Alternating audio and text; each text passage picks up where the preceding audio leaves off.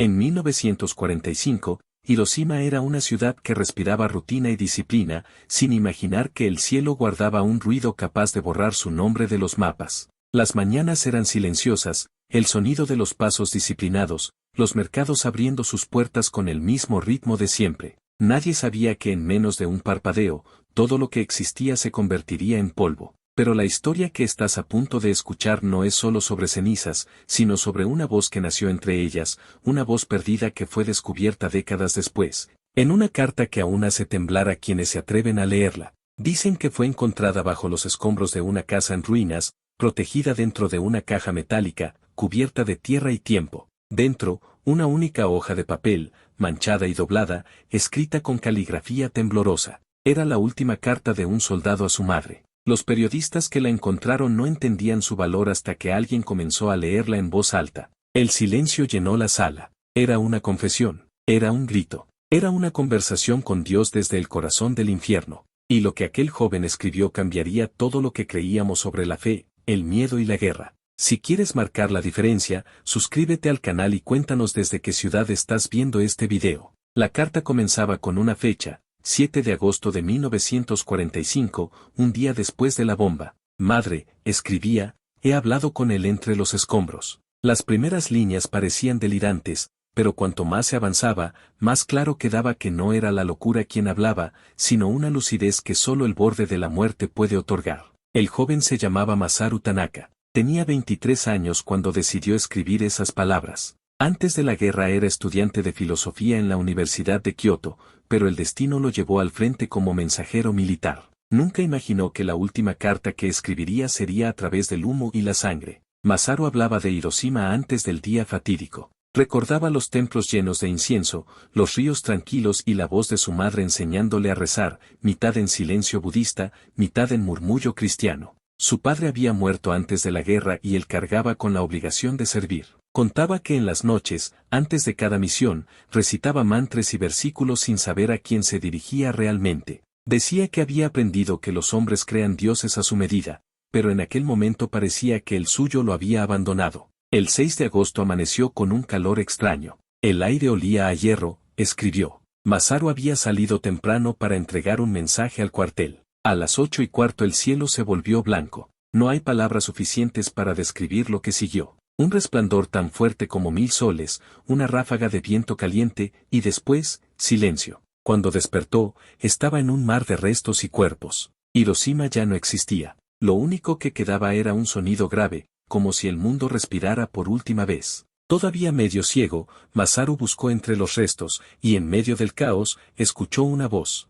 No era humana. No provenía del cielo ni de la tierra. Era una voz que no hablaba con palabras, sino con conciencia. ¿Me oyes?, escribió él. He escuchado algo que no puedo nombrar. La llamó la voz del silencio. Fue entonces cuando comenzó su conversación con Dios. No sabía si estaba muriendo o despertando. En su carta, Masaru describía cómo sus pasos lo llevaban entre las ruinas buscando señales de vida. A su alrededor, todo ardía. Encontró a una niña, cubierta de polvo, llorando por su madre. La tomó en brazos y mientras caminaba sintió que la voz le decía, no temas, aún no he terminado contigo. En ese momento, Masaru comprendió que no se trataba de sobrevivir, sino de entender. Dios no estaba en el templo ni en los discursos del emperador, escribió, Dios estaba en la mirada de los que aún podían cuidar a otro, aunque sus manos temblaran. Su carta no era una crónica militar. Era una confesión de un alma que se quebraba al reconocer que la fe y la obediencia rara vez caminan juntas.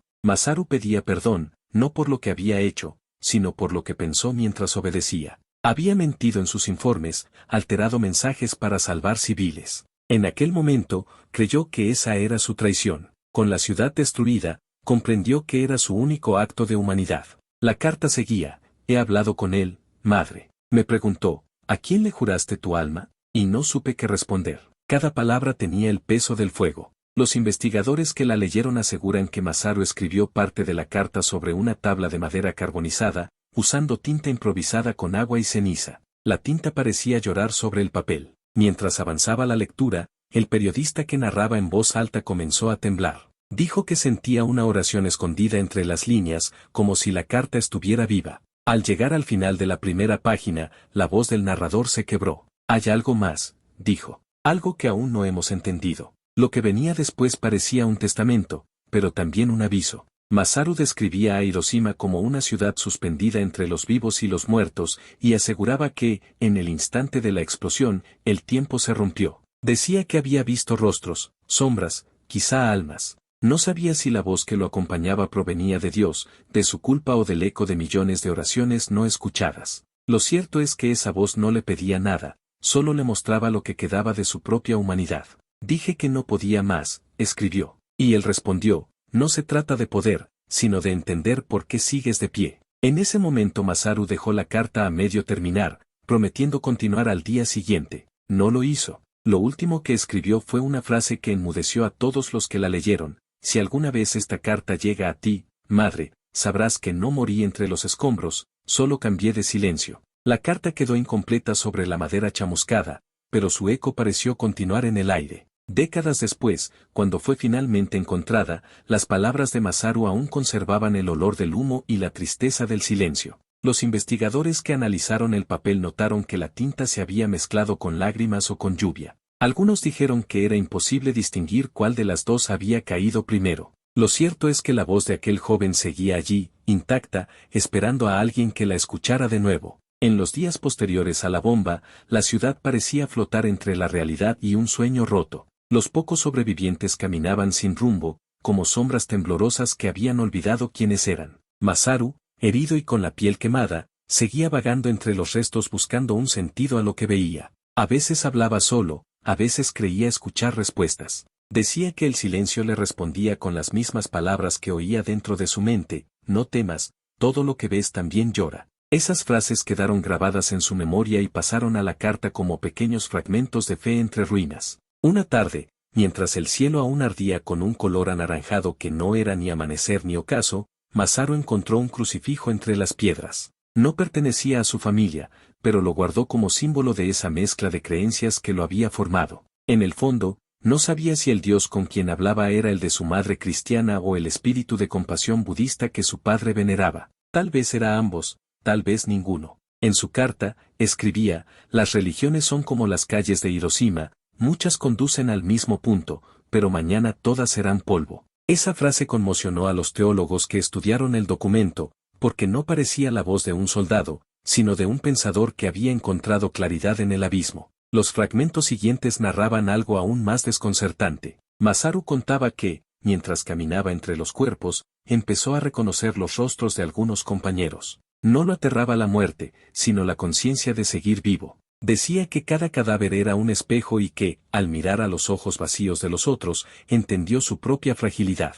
Vi a un enemigo y no pude odiarlo, escribió. Su mano era igual que la mía. En ella había una carta sin abrir. Quizás era para su madre también. Esa imagen desató lágrimas entre quienes escuchaban la lectura pública. Era la confesión de alguien que había dejado de distinguir entre buenos y malos, víctimas y culpables. Solo quedaban hombres iguales ante la ruina. Esa revelación marcó un punto de quiebre en la carta. A partir de allí, la voz de Masaru se volvió más íntima, casi poética. Describía cómo el polvo flotaba sobre la ciudad como si fueran almas sin rumbo. Hablaba de la lluvia negra que caía del cielo, cargada de ceniza, y decía que cada gota que tocaba su rostro le recordaba el llanto de su madre. No sé si Dios llora, anotó, pero si lo hace, esta lluvia es su forma de decirnos que aún siente. Algunos especialistas creen que esas líneas fueron escritas ya con pasos de fiebre y alucinación. Otros sostienen que en medio del horror, Masaru alcanzó un estado de conciencia casi místico. Mientras los historiadores discutían sobre la autenticidad espiritual del texto,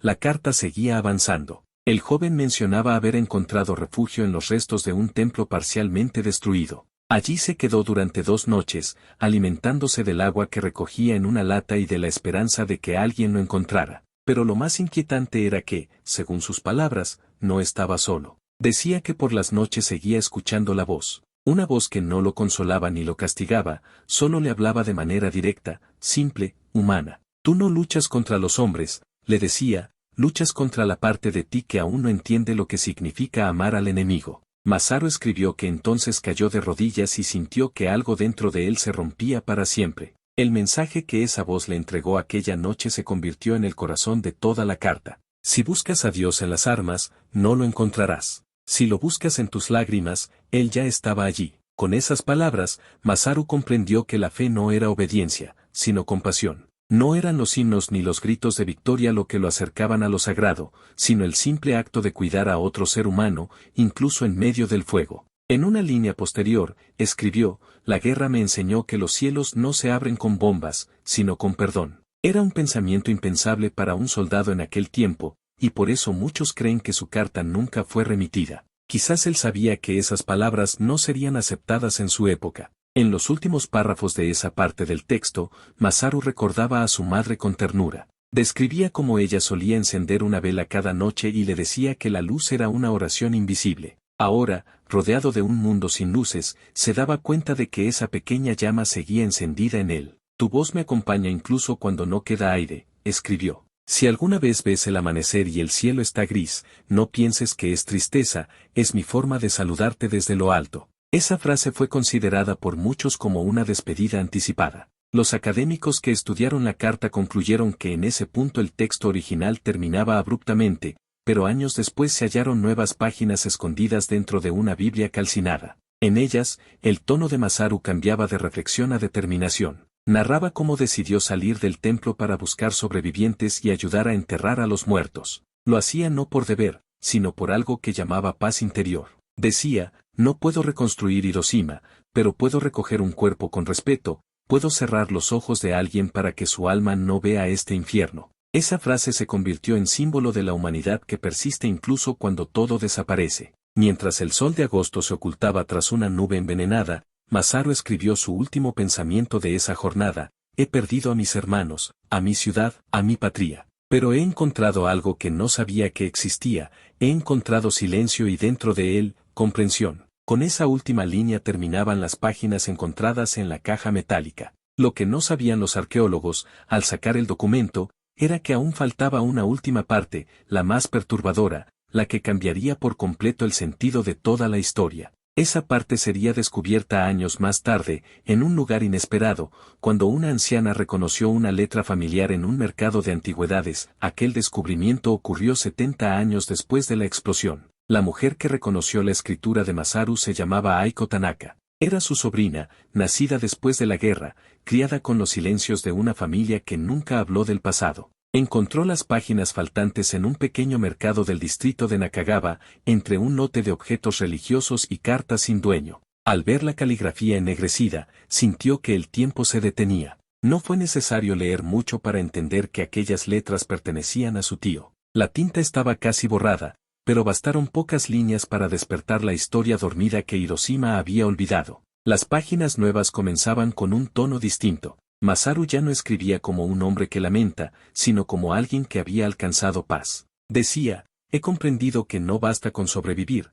también hay que perdonar. Contaba que después de ayudar a unos cuantos heridos, encontró a un soldado estadounidense moribundo entre los restos de un avión caído. Su primer impulso fue huir, pero la voz interior regresó y le susurró, este hombre también pide a su madre ahora. Masaru se arrodilló y le ofreció agua. En ese instante sintió que la guerra se disolvía entre ellos. Comprendí que el enemigo no es quien me apunta, sino quien me convence de odiarlo, escribió. Aquella escena dividió a los lectores entre admiración y escepticismo. Sin embargo, Aiko aseguraba que esa actitud reflejaba la esencia de su tío, un joven sensible que siempre había cuestionado la obediencia ciega. Los investigadores siguieron reconstruyendo las líneas con luz ultravioleta. En uno de los fragmentos se leía una de las frases más impactantes, Dios me preguntó si todavía creía en él después de verlo arder todo. Le respondí que sí, porque no hay otro lugar al que mirar cuando el cielo se cae. Esa parte fue citada innumerables veces por filósofos y teólogos como el testimonio de una espiritualidad que se niega a morir incluso entre ruinas.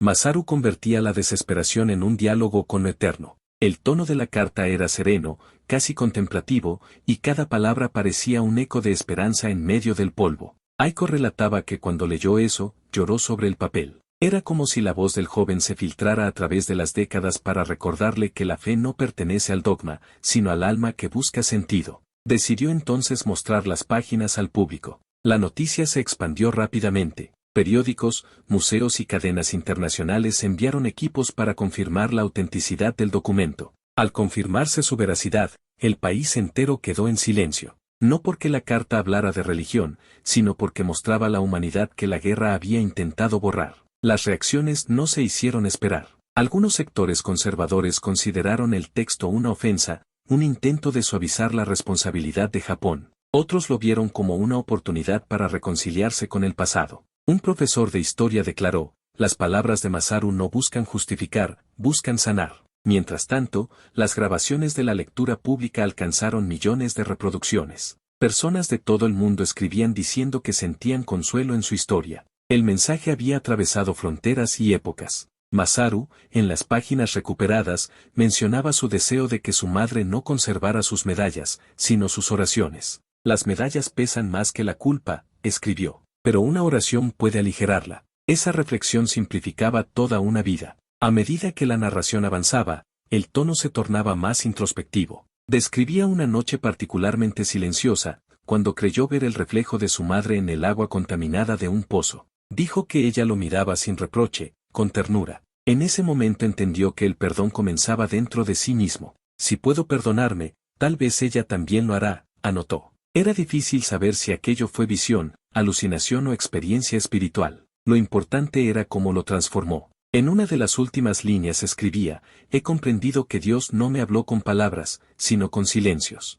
Ese silencio que tanto había temido se había convertido en su maestro. Recordaba que de niño temía a la oscuridad porque decía que la oscuridad estaba vacía. En los restos de Hiroshima descubrió que no hay vacío cuando uno acepta el eco de su propia voz. He visto el rostro de Dios en las sombras. Y temo que, al regresar la luz, lo olvide. Esa frase cerraba la tercera parte de la carta, la más poética y enigmática. Los expertos aún debaten si esas líneas fueron escritas con intención filosófica o como resultado del trauma extremo. De cualquier forma, resonaban como una meditación sobre la condición humana frente al horror. Con la aparición de las páginas completas, el mito de Masaru Tanaka se transformó en símbolo. Su nombre fue incluido en exposiciones, documentales y monumentos dedicados a la paz. Pero para Aiko, lo esencial era más íntimo: había recuperado no a un héroe, sino a un ser humano. Contaba que al terminar de leer la carta al público, guardó silencio unos segundos antes de decir: mi tío no buscaba ser recordado, buscaba ser comprendido. Esa frase conmovió a la audiencia y fue citada repetidamente en los noticiarios nacionales. En paralelo, investigadores occidentales comenzaron a comparar la carta con diarios de soldados de otros países. Descubrieron que, sin saberlo, muchos habían llegado a conclusiones similares. Cuando los hombres dejan de ser enemigos, descubren el mismo temor y la misma esperanza. En ese sentido, la carta de Masaru no era solo japonesa, sino universal. Había nacido del fuego, pero hablaba a todos los que alguna vez sintieron remordimiento, duda o fe entre ruinas. Hacia el final del documento, una confesión inesperada cambiaba el significado de todo. Masaru admitía que, antes del final, destruyó documentos militares que detalles estratégicos. Podría haber sido considerado traidor, pero lo hizo para evitar más muertes. No me importa que la historia no me recuerde, escribía, porque la historia recuerda a los que matan, no a los que eligen detener la mano. Ese acto silencioso fue su último gesto de humanidad. Con esas líneas, la carta dejaba de ser testimonio y se convertía en legado. La última hoja terminaba con un ruego sencillo: cuando todo termine, quemad mis medallas y rezad por ambos lados. Aiko concluyó la lectura con lágrimas en los ojos. No había más páginas, solo un vacío que parecía decirlo todo. En ese instante el público comprendió que la conversación entre Masaru y Dios no había terminado con la carta. Continúa en cada persona que la escucha. Con la difusión mundial de la carta, el nombre de Masaru Tanaka se convirtió en sinónimo de compasión en medio de la guerra. Pero lo que pocos sabían era que aún quedaba un fragmento más, guardado en los archivos de una iglesia destruida. Durante una restauración, los obreros hallaron un trozo de papel quemado con el mismo tipo de caligrafía. Las primeras palabras apenas podían leerse: Dios volvió a hablarme anoche. Ese hallazgo completaba el ciclo de la historia. El texto, aunque breve, contenía la parte más humana y desgarradora de todo el testimonio. Masaru relataba su última conversación con la voz que lo había acompañado desde el día del desastre. Escribía que aquella noche el silencio era tan profundo que llegó a escuchar su propio corazón reclamando razones para seguir latiendo. La voz volvió, más suave, y le dijo: aún no has terminado, porque alguien leerá lo que escribas. Masaru comprendió que su misión no era sobrevivir, sino dejar un mensaje. En lugar de orar por rescate, comenzó a escribir sobre la tabla de madera donde había comenzado su carta anterior. Usó los restos de carbón del templo como tinta improvisada. Si mañana muero, mis palabras cargarán con mi alma, anotó. Esa frase final revelaba su decisión de entregar toda su experiencia a través de la escritura. Sabía que nunca llegaría a su madre, pero también intuía que, algún día, alguien más necesitaría oírlo. Los párrafos siguientes se centraban en su reflexión sobre el perdón. Hablaba de los soldados que lo habían acompañado, muchos de los cuales se transformaron en rencor antes de desaparecer bajo los escombros. Decía que la guerra no termina cuando cesan las bombas, sino cuando el corazón aprende a mirar al otro sin odio. Perdonar no es olvidar lo ocurrido, escribía, es recordar sin seguir destruyéndose. Esas líneas fueron consideradas las más maduras y filosóficas de todo el texto. De algún modo, Masaru parecía haber aceptado su destino. Narraba que cerró los ojos y agradeció haber conocido el dolor, porque ese dolor le enseñó lo que era estar vivo. A medida que la carta avanzaba, el contexto histórico se desdibujaba y lo que quedaba era una profundidad atemporal. Masaru no hablaba ya como soldado japonés, sino como un ser humano consciente de la pequeñez del mundo frente a la eternidad. Las naciones son sombras, anotó, y los hombres son centellas que creen ser el sol. Ese pensamiento, encontrado entre líneas borrosas, fue interpretado como una crítica velada a los líderes de la época, pero también como una aceptación de la fragilidad humana. La voz que tanto lo había acompañado parecía desvanecerse con esas palabras. Ya no oí la voz, escribió en su penúltimo párrafo, porque esta vez las palabras eran mías. Cuando Aiko escuchó por primera vez la lectura de ese fragmento en el auditorio de Hiroshima, sintió que el silencio era más elocuente que cualquier parafraseo. Cada espectador tenía los ojos fijos en las pantallas donde se proyectaban las palabras reconstruidas. Nadie respiraba. Solo se escuchaba el murmullo del viento afuera del edificio, como si esa misma voz aún rondara la ciudad. Luego vino la reacción, lágrimas, aplausos, oraciones espontáneas. Gente de distintas religiones se reunía para rezar juntos. Por un momento, Hiroshima revivía, no desde la destrucción, sino desde el perdón. El impacto social fue enorme. El gobierno decidió preservar la carta original en el Museo de la Paz. Se hicieron copias digitales, traducciones, lecturas públicas. En cada país que la exhibía, la gente encontraba algo de sí misma en esas líneas. Algunos decían sentirse confrontados, otros liberados. Lo cierto es que la carta trascendió la historia. No se trataba ya de un soldado ni de una guerra, sino del grito universal de los que buscan sentido después del caos. Aiko comenzó a recibir cartas de personas desconocidas que le contaban cómo el mensaje de su tío había cambiado sus vidas. Un hombre de Alemania escribía, leí sus palabras y entendí que el enemigo no estaba allí afuera, sino dentro de mí. Una enfermera de Filipinas le dijo que, después de escuchar la historia, decidió volver a hablar con su padre, con quien no se dirigía la palabra desde hacía años. Un niño francés dibujó dos manos entrelazadas y escribió debajo, por Masaru, que encontró la paz. Cada testimonio se sumaba a la voz que resonaba a través del tiempo. Mientras tanto, los historiadores seguían investigando los detalles biográficos del soldado. Descubrieron que Masaru había sido huérfano desde los 13 años y que su crianza había sido marcada por el contraste entre la disciplina y la ternura. Esa dualidad explicaba la madurez de su pensamiento. También hallaron registros que indicaban que había sido castigado durante el entrenamiento militar por defender a un compañero acusado injustamente. Siempre fue un hombre que eligió la misericordia antes que la autoridad, comentó uno de sus antiguos compañeros en una entrevista antigua. Esas declaraciones confirmaban que su carta no era producto de la locura, sino la consecuencia natural de toda una vida buscando coherencia entre la fe y la acción. Aiko decidió viajar a Kioto, donde su tío había estudiado, para visitar los lugares que él mencionaba en sus primeras cartas. Entró en los templos, caminó junto al río, y comprendió el significado del perdón que su tío había transmitido. Dijo a los periodistas, no vine a buscar el pasado, vine a entender el presente. Esa frase se volvió el lema de la exposición itinerante sobre la carta. En cada país donde se mostraba, se invitaba a los visitantes a escribir sus propios mensajes de perdón y esperanza. Miles de personas lo hicieron. Esas cartas se guardaron en una caja de acero con la inscripción, para que el silencio siga hablando. De esa manera, la historia de Masaru cerraba su círculo. Aquello que comenzó como una confesión entre escombros se transformó en un testimonio colectivo. Los curadores del museo describían la carta como el sonido del alma al recordarse humana. Y aunque el documento se volvió un símbolo universal, Aiko sabía que, en lo más profundo, seguía siendo una carta de un hijo a su madre. No hay monumento más grande que la memoria, decía ella al final de cada conferencia. Y no hay oración más poderosa que un simple lo siento. Hiroshima, que había sido el escenario del fin, se transformaba así en el lugar donde renació el perdón. Esa misma noche, después de la última exposición, Aiko se quedó sola frente a la vitrina donde reposaba la carta. Tocó el vidrio y susurró, «Tío, tu voz sigue aquí». Afuera, la ciudad dormía bajo un cielo tranquilo, y por primera vez en mucho tiempo, el viento no traía ecos de dolor, sino de gratitud. Esa madrugada, mientras la ciudad reposaba en silencio, Aiko soñó con una voz que le hablaba desde las cenizas del pasado. No era un sueño triste, sino un eco sereno, como si alguien le agradeciera desde otro lado del tiempo. Al despertar, recordó las palabras de su tío escritas en una de las cartas, «Nada muere mientras haya alguien que escuche». Aquella frase marcó el inicio de un nuevo capítulo, no ya de guerra ni de fe, sino de legado. Hiroshima amanecía tranquila, con el sonido del río distante y las campanas del templo repicando con una paz que parecía imposible 70 años atrás.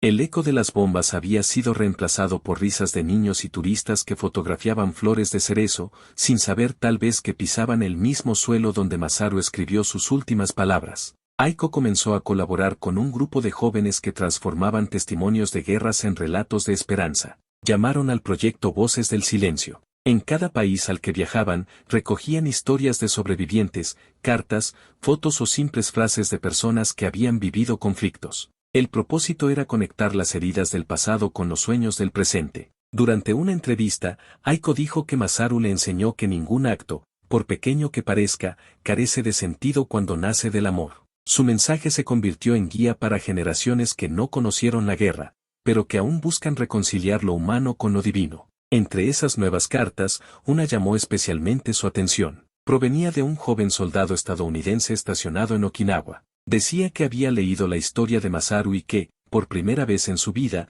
tuvo el valor de escribir a su madre para pedirle perdón por no decirle cuánto la amaba. El poder de esa conexión silenciosa cruzaba océanos, idiomas y credos. Aiko comprendió que el propósito de su tío había sido cumplido, despertar la conciencia de los que nunca conocieron su voz. El aniversario número 80 del bombardeo reunió a miles de personas en el Parque de la Paz. Bajo un cielo despejado, se escucharon coros de distintas religiones entonando himnos por las víctimas. En medio de la ceremonia, Aiko fue invitada a hablar. Subió al escenario con la caja metálica en las manos, la original que había guardado la carta durante tantas décadas. La sostuvo con cuidado y dijo, «Dentro de esta caja, no solo hay palabras. Hay una conversación entre un hombre y Dios. Pero hoy entiendo que esa conversación es también entre nosotros». Un silencio profundo cubrió la multitud.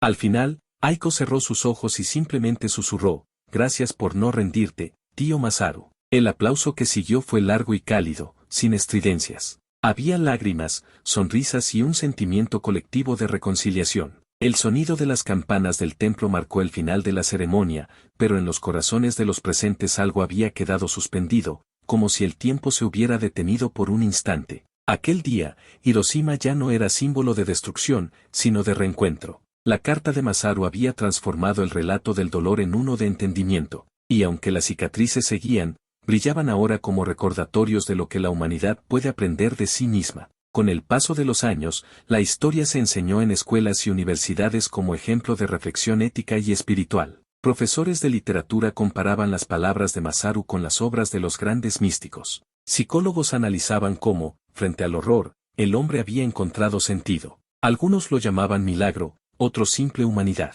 Aiko prefería llamarlo presencia. En su diario escribió, «Mi tío no resucitó entre los muertos, pero su voz sí lo hizo». Esa voz continuó resonando cada vez que alguien elegía perdonar, cada vez que una madre abrazaba a su hijo temiendo por su regreso, cada vez que una persona decidía escribir su verdad antes del final. Una noche de primavera, Aiko regresó al templo donde Masaru había buscado refugio en 1945. Las ruinas habían sido reconstruidas, pero aún conservaban una grieta en una de las paredes, una cicatriz que nadie quiso reparar del todo. Ella depositó una flor de loto en el altar y permaneció en silencio. En la penumbra del lugar, creyó escuchar de nuevo aquella voz tranquila que su tío describía. No eran palabras claras, solo una sensación de compañía. Aiko sonrió. Ya no necesitaba pruebas ni respuestas. Comprendió que no se trataba de fe o religión, sino de conexión, de esa energía que une a los vivos y a los muertos a través de la memoria. Antes de irse, dejó sobre el altar una copia de la carta traducida a varios idiomas. Dijo en voz baja, para que todo el que busque consuelo pueda encontrarlo. Afuera, el viento soplaba leve, levantando el polvo del camino, y por un momento pareció que las cenizas del pasado danzaban bajo la luz de la luna. Al mirar al cielo, Aiko pensó que, tal vez, era la forma en que Masaru le decía adiós. Con los años, el documento original se convirtió en patrimonio reconocido de la humanidad.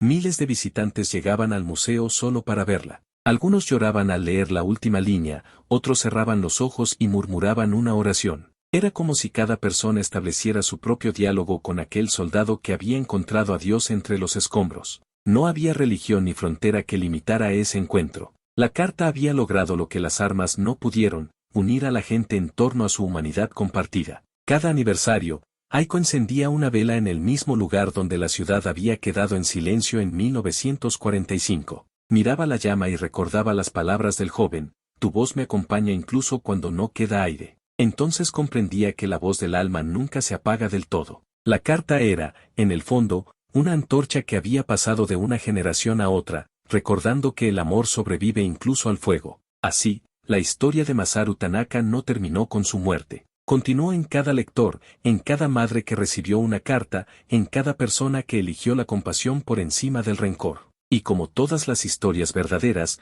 no pertenece al pasado, sino al corazón de quienes la sienten suya. Cuando Aiko cerró los ojos por última vez, muchos años después, la ciudad entera guardó un minuto de silencio. En ese instante, el viento volvió a soplar sobre Hiroshima, suave, cálido, y aquellos que estaban presentes dijeron haber escuchado un murmullo entre las hojas de los árboles, como una despedida. Decía lo mismo que Masaru escribió en su última línea, no morí entre los escombros, solo cambié de silencio.